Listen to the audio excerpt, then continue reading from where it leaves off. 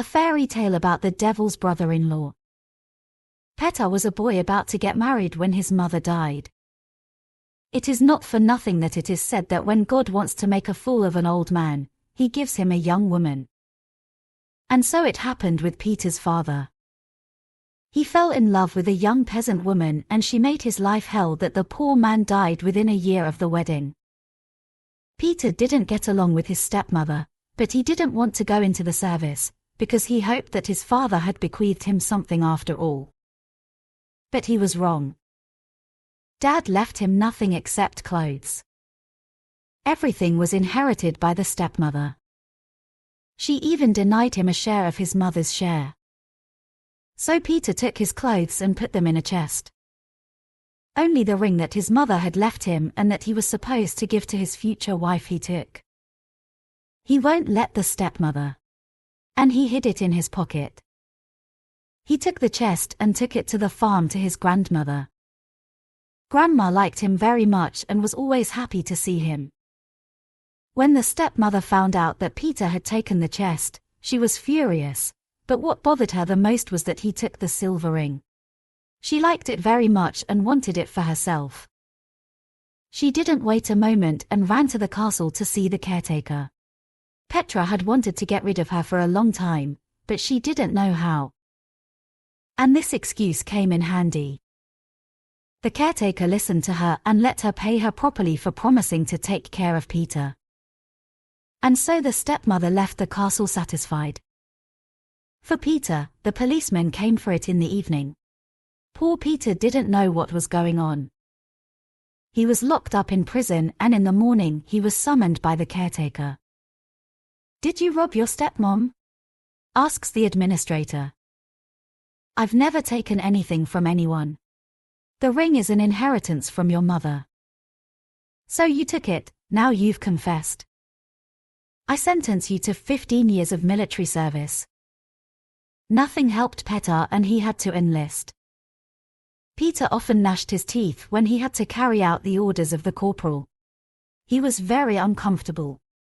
But that's what military service is like. One day, he finally got a few hours of leave in the army. He went to his kind grandmother, she baked him buns and they talked until the evening. Then he took off his military clothes and changed into his belongings, which he had in the chest. And carefully hid the ring till he didn't find anyone and hoped that one day he would pick it up himself. "I will not return to the army. Burn those military clothes and have a nice time here. I will go out into the world in search of happiness and service." He did as he said. He went from village to village, from town to town and back again. But no one wanted to give him a job. Everyone was sending him to hell. Sad sits in a meadow by the forest and talks to himself. Hell. I would even go to hell itself to serve. But how do you go there? And at that moment, where he came from, there stood in front of Petar an exotic gentleman, nicely and expensively dressed. And he says, "Are you looking for the devil? And wouldn't you be afraid of him?" "I'm not even afraid of hell itself," Petar answered indifferently.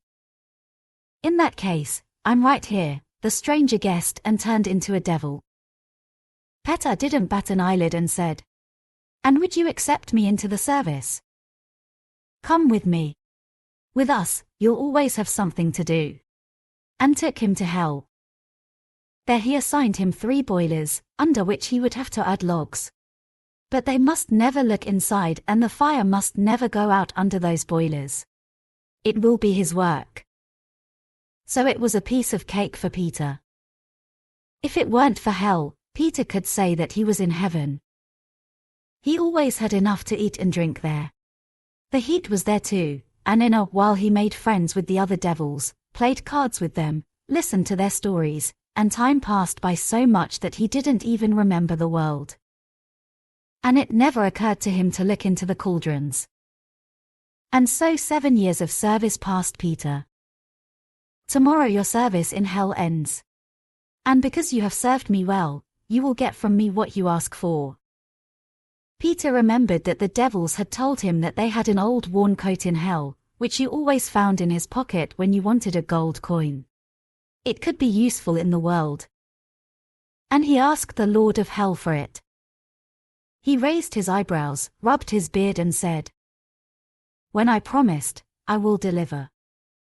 So have that coat.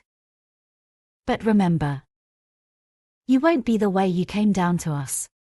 You'll look more like us. But don't worry about it.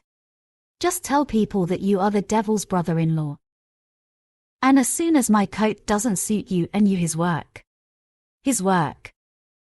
and you will wish to be like a human again, just call me, your coat will be damned to hell and you will be an ordinary mortal again." "I understand and accept," Peter agreed. "Just tell me, hellish sir, why I wasn't allowed to look into those cauldrons. What's in them? So come and see." And lifted the lid of the first cauldron. Peter saw his stepmother. In the second one there was a steward from the castle, and in the third one there was Peter's evil corporal from the army. "You see, Peter," said the devil, "merciless hearts boil here." Then Peter put on the devil's coat, and at that moment he changed so much that he was indistinguishable from the other devils. The devil smiled contentedly and carried Peter back to the meadow where he had taken him 7 years ago. Peter was suddenly glad to see the sun, to feel the breeze blowing from the forest, and he was glad to be alive and to be in the world. He ran straight to the nearest village. It was noon and he got hungry. So he headed straight to the pub. But as soon as he passed the first cottages, the playing children began to scream, "Devil, run away, everyone is here, devil." People ran out of the cottages and quickly ran into them again. They crossed themselves and closed the doors. Peter was undeterred and entered the inn. He ordered a full plate and a mug of beer from each meal. But the innkeeper fidgeted. He asked if the guest had anything to pay. Peter reached into his coat pocket and pulled out a gold ducat.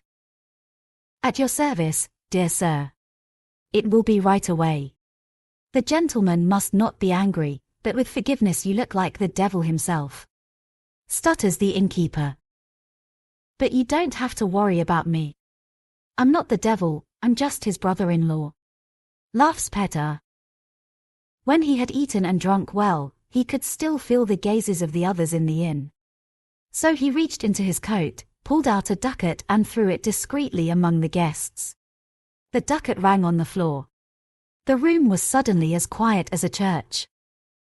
Peter reached into his pocket again, once, twice, 10 times. And threw everything on the floor again. "Take it, this is for you," Peter said quietly. And so the villagers stopped being afraid of the young man who looks like the devil. Peter rented a room in the inn, and soon it was heard that a strange man lived in the village, a strange man who is so rich that he gives money to people. So the prince humiliated himself and invited an unknown benefactor to the castle. But Peter refused to let the prince come to him. In the meantime, he asked people what kind of man the prince was. And he learned that the prince was not bad, but that he was weak, and that he was raising 2 daughters alone. The older Angelina said she was beautiful, but evil and vain. Everything that her father collects in taxes she spends on new clothes, gold jewelry and organizing lavish balls where she looks for a rich groom. On the other hand, the other, younger Adela is a real angel. He has a good word for everyone and a kind smile. A modest and kind girl.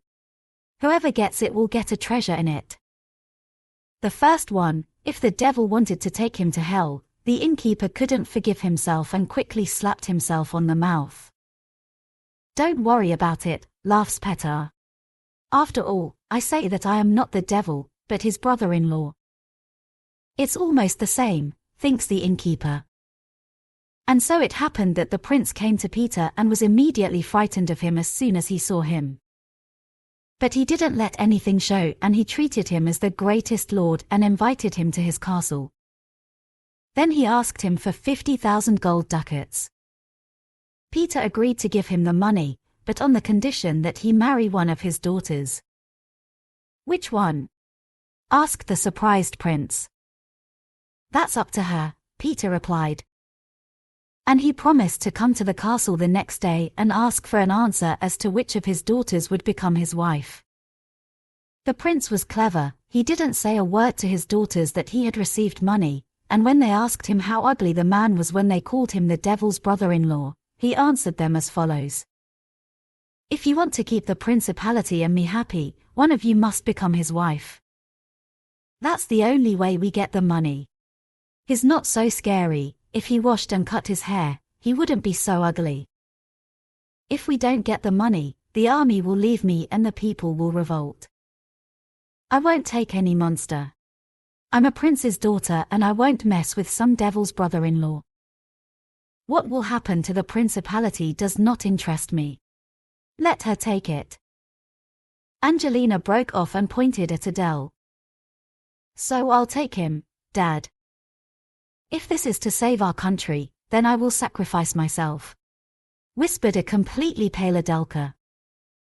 Thank you from the bottom of my heart, my child. The touched prince thanked and wiped a tear from his eye.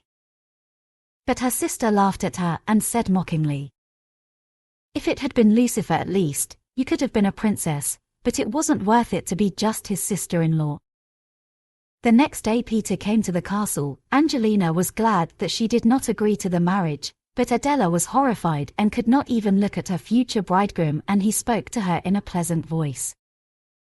Dear, beautiful princess, I believe you do not like me, but do not be afraid of me. I promise you that I will love you above all else. You won't regret that you agreed to become my wife. Peter agreed with the prince that the wedding would take place in 8 days and hurried to a nearby grove. There he called the devil. And he immediately stood in front of him. What do you ask of your brother-in-law?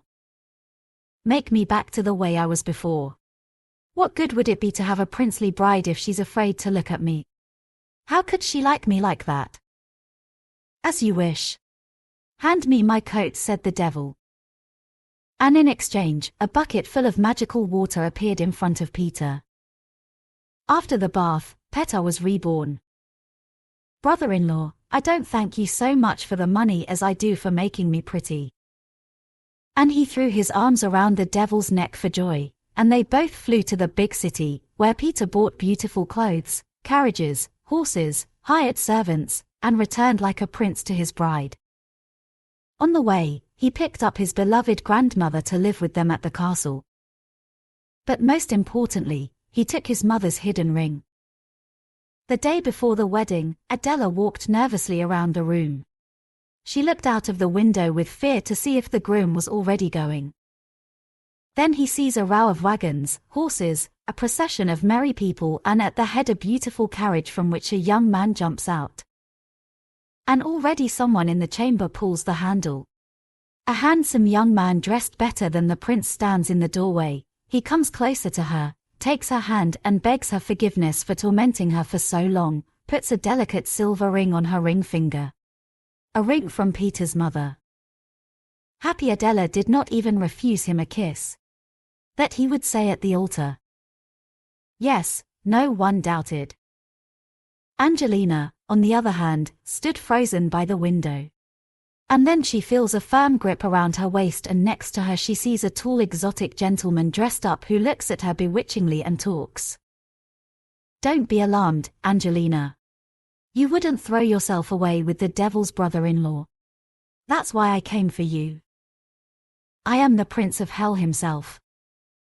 And he still managed to call out to Peter. I told you, Peter, you'd be my brother-in-law. So said the Lord of Hell, and took the wicked sister with him. And Petar and Adele, they live happily in that distant country. And now the cat grandma wishes all the kittens good night and nice dreams. A hug and a kiss.